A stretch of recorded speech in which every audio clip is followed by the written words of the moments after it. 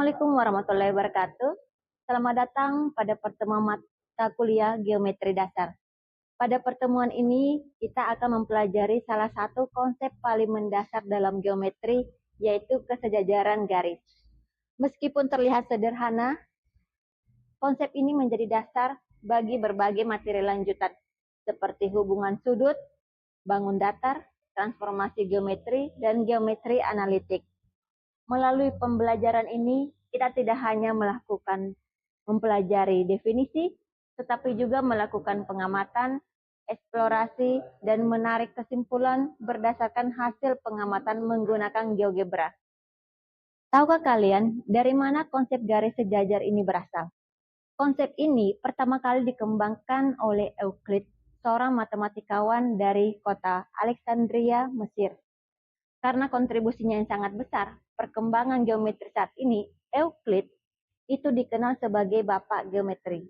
Dalam karya monumentalnya yang berjudul Elemen, Euclid menyusun berbagai definisi, aksioma, dan postulat yang menjadi dasar geometri hingga saat ini. Salah satu postulat yang paling terkenal adalah postulat kesejajaran yang akan kita pelajari pada pertemuan ini. Sekarang mari kita amati beberapa objek di sekitar kita. Perhatikan rel kereta api, marka jalan, dan susunan anak tangga pada video berikut.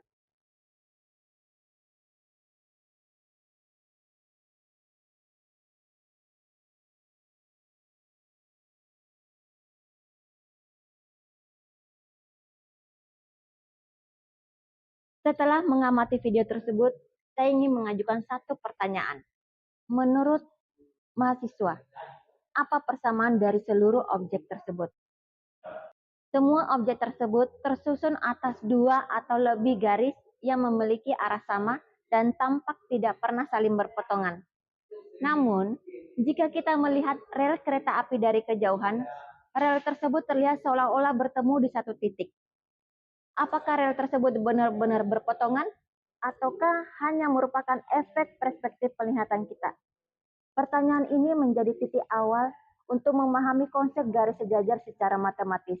Berdasarkan konsep geometri Euclid, dua garis dikatakan sejajar apabila memenuhi dua syarat. Yang pertama, kedua garis berada pada bidang yang sama atau disebut dengan koplanar. Yang kedua, kedua garis tidak pernah berpotongan walaupun diperpanjang hingga tak berhingga. Perhatikan ilustrasi pada layar berikut. Kedua garis tersebut memiliki arah yang sama dan jarak di antara keduanya itu selalu tetap. Dalam matematika, hubungan ini dituliskan dengan notasi L sejajar dengan M atau L paralel dengan M. Dengan demikian, konsep garis sejajar bukan hanya berdasarkan penglihatan saja, tetapi berdasarkan sifat-sifat geometrinya. Sekarang, mari kita lihat analisis kemungkinan kedudukan dua garis pada bidang. Kemungkinan pertama adalah garis berpotongan, seperti contohnya persimpangan dua jalan ini. Kemungkinan kedua adalah garis sejajar. Dua garis yang berada pada bidang yang sama dan tidak pernah berpotongan walaupun diperpanjang tanpa batas. Contohnya rel kereta api atau marka jalan. Kemudian kemungkinan ketiga adalah garis berimpit. Dalam kondisi ini, kedua garis sebenarnya merupakan garis yang sama karena seluruh titiknya itu saling berhimpit. Kemungkinan keempat adalah garis tegak lurus. Kedua garis berpotongan membentuk sudut sebesar 90 derajat. Nah, dari keempat kedudukan garis tersebut, mana yang paling sering Anda temui di lingkungan sekitar? Selanjutnya, kita akan melakukan eksplorasi menggunakan GeoGebra. Perhatikan tampilan gambar GeoGebra tersebut. Ini adalah aplikasi GeoGebra. Kita akan membuat titik A dan titik B, kemudian menghubungkan titik A dan titik B itu menggunakan line. Kita klik titik A, lalu kita klik titik B, sehingga terbentuk garis F tersebut. Nah, selanjutnya GeoGebra ini akan membentuk sebuah garis yang melalui titik C dan sejajar dengan garis F.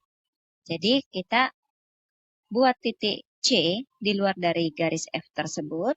Kemudian, kita buat garis yang sejajar dengan yang melalui titik C dan sejajar dengan garis F tersebut.